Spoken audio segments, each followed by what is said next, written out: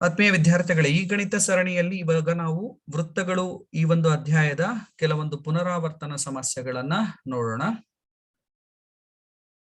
ಈ ಚಾಪ್ಟರ್ ನಲ್ಲಿ ನಾವೀಗ ಕಲಿಯಲೇಬೇಕಾಗಿರತಕ್ಕಂತ ಅಂಶಗಳು, ಈ ಅಂಶಗಳನ್ನ ನೀವು ಮನದಟ್ಟು ಮಾಡಿಕೊಂಡು ಇಡೀ ಚಾಪ್ಟರ್ ನ ಸಮ್ಮರಿ ಅಂದ್ರೆ ಸಾರಾಂಶ ಅಂತ ಹೇಳ್ತೀವಿ.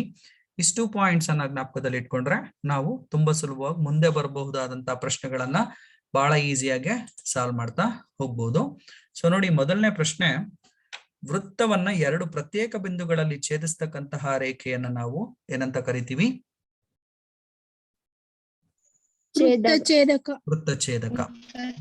ವೃತ್ತ ಪರಿಧಿಯನ್ನ ಒಂದೇ ಒಂದು ಬಿಂದುವಿನ ಮೂಲಕ ಹಾದು ಹೋಗ್ತಕ್ಕಂತ ರೇಖೆಯನ್ನ ವೃತ್ತಸ್ಪರ್ಶಕ ಅಂತ ಕರಿತೀವಿ. ವೃತ್ತಛೇದಕದ ಅನುರೂಪ ಜಾಗಳು ಅಂದ್ರೆ 2 ಪಾಯಿಂಟ್ ಇರುತ್ತಲ್ಲ, 2 ಪಾಯಿಂಟ್ ಒಂದೇ ಪಾಯಿಂಟ್ ಬಂದು ನಿಂತ್ಕೊಂಡ್ಬಿಟ್ರೆ ಅವಾಗ ನಮಗ್ ಸಿಗತ್ತೆ ವೃತ್ತಸ್ಪರ್ಶಕ ಅಂತ.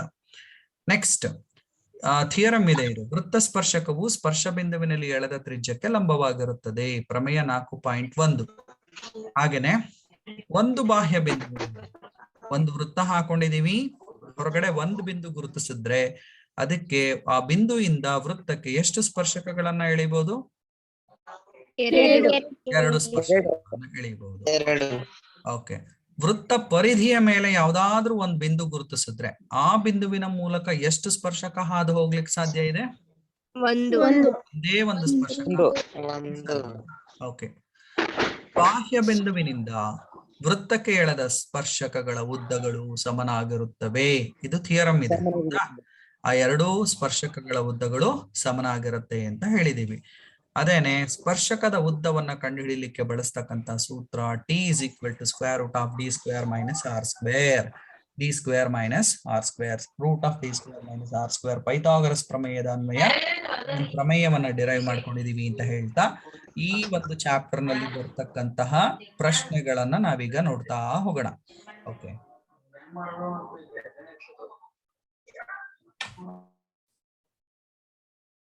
ಎಸ್.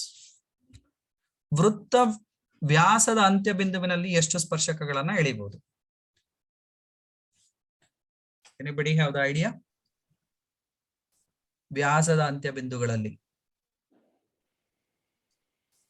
ನೋಡಿ, ಈ ರೀತಿ ಒಂದು ವೃತ್ತ ಇದೆ, ವೃತ್ತಕ್ಕೆ ಒಂದು ವ್ಯಾಸ ವ್ಯಾಸ ಇದೆ. ಈ ಬಿಂದುನಲ್ಲಿ ಎಷ್ಟು ಸ್ಪರ್ಶಕ ಎಳಿಬಹುದು? ಈ ಬಿಂದುನಲ್ಲಿ ಎಷ್ಟು ಸ್ಪರ್ಶಕ ಎಳಿಬಹುದು? 2. Absolutely right. Only 2 can be drawn. 2 ಸ್ಪರ್ಶಕಗಳನ್ನ ಮಾತ್ರ ಎಳಿಬಹುದು. Therefore, option for this question is B. Option B is the right answer for this question. ಅರ್ಥ ಮಾಡ್ಕೊಳ್ಳಿ, ನಿಧಾನಕ್ಕೆ ಅರ್ಥ ಮಾಡ್ಕೊಂಡು ಮಾಡಿ. ತ್ರಿಜ್ಯದ ಅಂತ್ಯ ಬಿಂದುವಿನಲ್ಲಿ ಎಷ್ಟು ಸ್ಪರ್ಶಕಗಳನ್ನ ಎಳೆಯಬಹುದು? 2 ಸರ್. ತ್ರಿಜ್ಯ ಎಸ್ ತ್ರಿಜ್ಯ ಎಸ್ ರೈಟ್. ತ್ರಿಜ್ಯ ಪರಿಧಿಯನ್ನ ಸಂಧಿಸ್ತಕ್ಕಂಥದ್ದು ಒಂದೇ ಒಂದು ಬಿಂದುನಲ್ಲಿ. ಪರಿಧಿಯ ಮೇಲಿನ ಒಂದು ಬಿಂದುವಿನ ಮೂಲಕ ಒಂದು ಸ್ಪರ್ಶಕವನ್ನ ಮಾತ್ರ ಎಳಿಲಿಕ್ಕೆ ಸಾಧ್ಯ. Therefore, option A is the right answer for this question. Option A is the right answer for this question. ಹೇಳ್ಬೇಕಾಗತ್ತೆ. Next question. ವೃತ್ತ ಪರಿಧಿಯ ಮೇಲಿನ ಒಂದು ಬಿಂದುವಿನಿಂದ ಎಷ್ಟು ಸ್ಪರ್ಶಕಗಳನ್ನ ಎಳೆಯಬಹುದು? ವೃತ್ತ ಪರಿಧಿ ಮೇಲೆ ಒಂದ್ ಬಿಂದು ಇದೆ, ಒಂದ್ ಬಿಂದುನಲ್ಲಿ ಎಷ್ಟು ಸ್ಪರ್ಶಕ ಎಳಿಬಹುದು? 1. Yes. Only 1 can be drawn. ಅದನ್ನೇ ತಿರುಗಿ ಮಚ್ಚಿ ಬೇರೆ ಬೇರೆ ರೀತಿಯ ಪ್ರಶ್ನೆಗಳನ್ನ ಕೇಳ್ತಾರೆ. ಗಮನ ಇಟ್ಟು ನೋಡಿ, ಆನ್ಸರ್ ಮಾಡಿ. ಎಸ್. ವೃತ್ತವನ್ನು ಸ್ಪರ್ಶಕವೊಂದು ಛೇದಿಸುವ ಬಿಂದುಗಳ ಸಂಖ್ಯೆ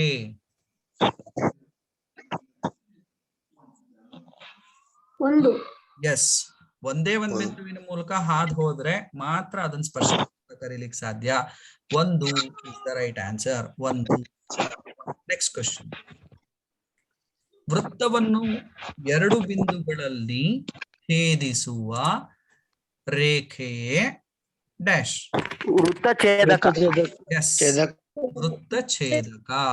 ಬರೀ ಛೇದಕ ಅಂತ ಕೂಡ ಅದನ್ನ ನಾವು ವೃತ್ತಛೇದಕ ಅಂತಾನೆ ಕರಿತೇವೆ. Therefore, option B is the right answer for this question. Next question. ಒಂದು ವೃತ್ತಕ್ಕೆ ಎಳೆಯಬಹುದಾದ ಸಮಾಂತರ ಸ್ಪರ್ಶಕಗಳ ಗರಿಷ್ಠ ಸಂಖ್ಯೆ. ಎರಡು. ಅಪರಿಮಿತ. ಎಸ್, ಅಪರಿಮಿತ is the right answer for this question. ಹೇಗೆ ಅಪರಿಮಿತ ಅನ್ನೋದನ್ನ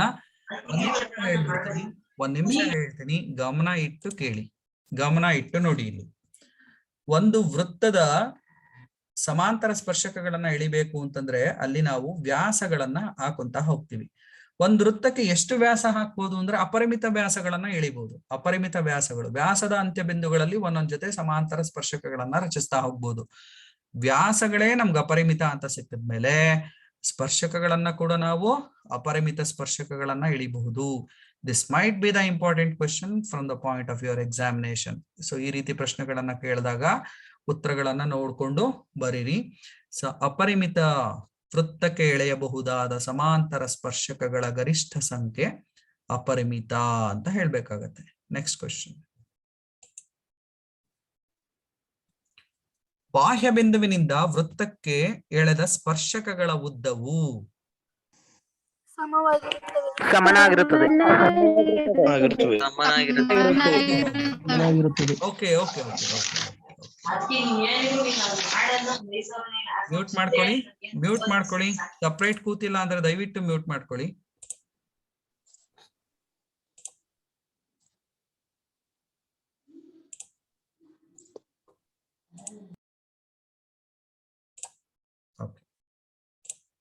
ಎಸ್, ನೆಕ್ಸ್ಟ್ ಕ್ವೆಶ್ಚನ್. ವೃತ್ತದ ಮೇಲಿನ ಯಾವುದೇ ಒಂದು ಬಿಂದುವಿನಲ್ಲಿ ಎಳೆಯಬಹುದಾದ ಸ್ಪರ್ಶಕಗಳ ಸಂಖ್ಯೆ. ಅದೇ ಪ್ರಶ್ನೆ ಬೇರೆ ತರ ಕೇಳಿದೀವಿ. ಒಂದು. ಎಸ್, ಒಂದು. ವೃತ್ತದ ವ್ಯಾಸದ ಅಂತ್ಯಗಳಲ್ಲಿ ಎಳೆದ ಸ್ಪರ್ಶಕಗಳು.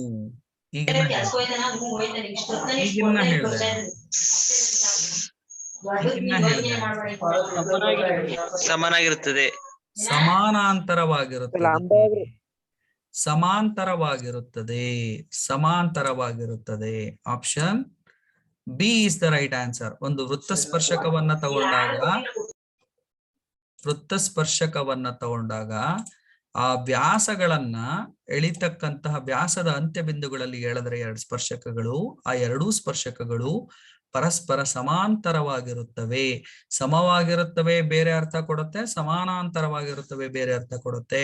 ದೇರ್ಫೋರ್ ಈ ರೀತಿಯ ಪ್ರಶ್ನೆಗಳನ್ನ ನೋಡ್ಕೊಂಡು ಉತ್ತರ ಗೊತ್ತಿದ್ರು ತಪ್ಪು ಬರೀತಕ್ಕಂತ ಸಾಧ್ಯತೆಗಳಿರುತ್ತೆ. ಸರಿಯಾಗಿ ಆನ್ಸರ್ ಅನ್ನ ಬರೀಬೇಕು. B is the option for this question. ವೃತ್ತಕ್ಕೆ ಬಾಹ್ಯ ಬಿಂದುವಿನಿಂದ ಎಳೆಯಬಹುದಾದ ಸ್ಪರ್ಶಕಗಳ ಸಂಖ್ಯೆ ಎರಡು. Yes, 2 is the right answer for this question. Option B is the right answer for this question. ಇಷ್ಟು ಮಲ್ಟಿಪಲ್ ಚಾಯ್ಸ್ ಅನ್ನ ನೋಡ್ಕೊಂಡ್ರೆ ನಮ್ಗೆ ಒಂದು ಅಥವಾ ಎರಡು ಪ್ರಶ್ನೆಗಳು ಇದರಿಂದ ಮಲ್ಟಿಪಲ್ ಚಾಯ್ಸ್ ಅಲ್ಲಿ ಬರುತ್ತೆ. ಒಂದು ಗ್ಯಾರಂಟಿ ಕ್ವೆಶ್ಚನ್ ಅಂದ್ರೆ 3 ಮಾರ್ಕ್ಸ್ಗೆ ನಮ್ಗೆ ಆನ್ಯುವಲ್ ಎಕ್ಸಾಮಿನೇಷನ್ ಅಲ್ಲೂ ಕೇಳ್ತಾರೆ ಈ ಒಂದು ಪ್ರಮೇಯವನ್ನ, ಮತ್ತೆ ಈ ಒಂದು ಎಕ್ಸಾಮ್ ಅಲ್ಲಿ ಕೂಡ ಇದನ್ನ ಕೇಳಬಹುದು. ಈ ಎರಡೂ ಪ್ರಮೇಯಗಳನ್ನ ಕೇಳಲ್ಲ, ಎರಡರಲ್ಲಿ ಒಂದಕ್ಕೆ ಪರ್ಫೆಕ್ಟ್ ಆಗಿ. ಓಕೆ, ಸೊ ಇದಾದ್ಮೇಲೆ ಇನ್ನೊಂದು ಟ್ರಿಕ್ಕಿ ಕ್ವೆಶ್ಚನ್ ಇದೆ. ಆ ಟ್ರಿಕ್ಕಿ ಕ್ವೆಶ್ಚನ್ ಅನ್ನ ಈಗ ನಾನು ನಿಮ್ಗೆ ಕೇಳ್ತಾ ಇದ್ದೀನಿ, ಅದನ್ನ ಜಸ್ಟ್ ಒಂದ್ಸರಿ ಗ್ಲಾನ್ಸ್ ಮಾಡ್ಬಿಡಿ. This might be the tricky question. ಇದು ಒಂದ್ ಲೈನ್ ಹಾಕಿದೀವಿ, ಓಕೆನಪ್ಪ. ಇದನ್ನ ಸ್ಪರ್ಶಕ ಅಂತ ಕರ್ಕೊಳ್ಳಿ. ಇದಾದ್ಮೇಲೆ ಇಲ್ಲಿ ಈ ತರ ಒಂದ್ ಲಂಬ ರೇಖೆ ಇದೆ. ಸೊ ಅದೇ ರೀತಿ ಈ ತರ ಒಂದ್ ಲೈನ್ ಎಳಿತೀವಿ, ಇಲ್ಲೊಂದ್ ಲೈನ್ ಎಳಿತೀವಿ, ಇಲ್ಲೊಂದ್ ಲೈನ್ ಎಳಿತೀವಿ, ಇಲ್ಲೊಂದ್ ಲೈನ್ ಎಳಿತೀವಿ ಅಂತ ಅನ್ಕೊಳ್ಳಿ. ಓಕೆ, ಈಗ ನನ್ಗೆ ಬೇಕಾಗಿರ್ತಕ್ಕಂಥ ಪ್ರಶ್ನೆ ಏನಂದ್ರೆ, ಇದಕ್ಕೆ ಕೆಲವೊಂದು ಹೆಸರನ್ನ ಕೊಡೋಣ. A, T, P, Q, B, C, D, F ಅಂತ ಒಂದು ಪ್ರಶ್ನೆ ಕೊಟ್ಟಿದ್ದೀನಿ.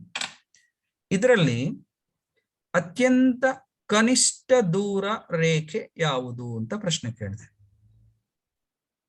ವೃತ್ತ ಸ್ಪರ್ಶಕಕ್ಕೆ ಸಂಬಂಧಪಟ್ಟ AT. Yes, you are right. ಹೇಗೆ ಮಾಡಬೇಕು ಅಂತಂದ್ರೆ, ಅಲ್ಲಿ ನಮ್ಗೆ ವೃತ್ತದ ಮೇಲಿನ ಯಾವುದೇ ಬಿಂದುವಿನಲ್ಲಿ ಎಳೆದ ಸ್ಪರ್ಶಕವು ಸ್ಪರ್ಶ ಬಿಂದುವಿನಲ್ಲಿ ಎಳೆದ ತ್ರಿಜ್ಯಕ್ಕೆ ಲಂಬವಾಗಿರುತ್ತದೆ ಮತ್ತು ಲಂಬವೇ ಅತ್ಯಂತ ಕನಿಷ್ಠ ದೂರವಾಗಿರುತ್ತದೆ ಅಂತ ಕಾನ್ಸೆಪ್ಟ್ ಇಟ್ಕೊಂಡೇ ನಾವು ಈ ಪ್ರಮೇಯವನ್ನ ಸಾಧನೆ ಮಾಡಿರ್ತಕ್ಕಂಥದ್ದು. ಈ ರೀತಿಯ ಟ್ರಿಕ್ಕಿ ಕ್ವೆಶನ್ಸ್ ಗಳನ್ನ 1 ಅಂಕಕ್ಕೆ ಕೇಳುವ ಸಾಧ್ಯತೆಗಳಿರುತ್ತೆ. ಸೊ ಹಾಗಾಗಿ ಅದರಲ್ಲಿ ಯಾವುದು ಲಂಬ ರೇಖೆ ಆಗಿರುತ್ತೆ ಅದೇ ಅತ್ಯಂತ ಕನಿಷ್ಠ ದೂರ ಇರ್ತಕ್ಕಂತಹ ಸಂಖ್ಯೆ ಆಗಿರುತ್ತೆ, ರೇಖೆ ಆಗಿರುತ್ತೆ ಅಂತಕ್ಕಂತ ಒಂದು ಇದಕ್ಕೆ ಬರಬೇಕಾಗತ್ತೆ ನಾವು ವಿದ್ಯಾರ್ಥಿಗಳೇ. ಹಾಗಾಗಿ ಇಷ್ಟು ಪ್ರಶ್ನೆಗಳು ವೃತ್ತಕ್ಕೆ ಸಂಬಂಧಪಟ್ಟಂತೆ ನಾನು ಈಗೇನ್ ಪ್ರಶ್ನೆಗಳನ್ನ ಹೇಳಿದ್ದೀನಿ ಅಷ್ಟು ಪ್ರಶ್ನೆಗಳನ್ನ ಮನನ ಮಾಡಿಕೊಂಡು ಚೆನ್ನಾಗಿ ಕಲೀರಿ ಅಂತ ಹೇಳ್ತಾ, ಹಾಗೇನೆ 2 ಚರಾಕ್ಷರಗಳಿರುವ ರೇಖಾತ್ಮಕ ಸಮೀಕರಣ ಜೋಡಿಗಳದ್ದು ಕೂಡ ಪ್ರಶ್ನೆಗಳನ್ನ ನೋಡ್ಕೊಳ್ಳಿ. ನಾಳೆ ಬೆಳಗ್ಗೆ ನಾನು ನಿಮ್ಗೆ ಇನ್ನ ಉಳಿದ 2 ಚಾಪ್ಟರ್ಸ್ ಗಳದ್ದು ಕ್ವೆಶ್ಚನ್ ಏರ್ ಕಳಿಸ್ತೀನಿ. ಕ್ವೆಶ್ಚನ್ ಬ್ಯಾಂಕ್ ಅನ್ನ ಬರೆದಿಟ್ಕೊಳ್ಳಿ. ಅಷ್ಟು ಪ್ರಶ್ನೆಗಳನ್ನ ಸಾಲ್ವ್ ಮಾಡಿ ವಿಡಿಯೋಸ್ ಅನ್ನು ನೋಡಿ ಎಲ್ಲ ಪ್ರಶ್ನೆಗಳಿಗೂ ತಯಾರಿ ಆದ್ರೆ ನಾಳೆ ಸಾಯಂಕಾಲ ಇಷ್ಟೊತ್ತಿಗೆ ನಾವು 6 ಪಾಠಗಳನ್ನ ರಿವಿಷನ್ ಮಾಡಿದ್ದಾಗತ್ತೆ. ಮುಂದಿನ ಶನಿವಾರ 2 ಪಾಠಗಳನ್ನ ಆನ್ಲೈನ್ ಅಲ್ಲಿ ರಿವಿಷನ್ ಮಾಡ್ಕೊಡ್ತೀನಿ. ಒಟ್ಟಾರೆ ನಿಮ್ಗೆ 8 ಪಾಠಗಳು ರಿವಿಷನ್ ಆಗತ್ತೆ. ಇಷ್ಟು ವಿಡಿಯೋಸು ಇಷ್ಟು ಪ್ರಶ್ನೆಗಳನ್ನ ರೆಡಿ ಆದ್ರೆ 100% ಗ್ಯಾರಂಟಿ 80ಕ್ಕೆ 80 ಅಂಕಗಳನ್ನ ತೆಗೆದುಕೊಳ್ಳುವ ಸಾಧ್ಯತೆಗಳು ಜಾಸ್ತಿ ಇರುತ್ತೆ ಅಂತ ಹೇಳ್ತಾ ನನ್ನ ತರಗತಿನ ಮುಗಿಸ್ತಾ ಇದ್ದೀನಿ. Thank you all. Thank you very much. Thank you. Thank you sir. Thank you, sir.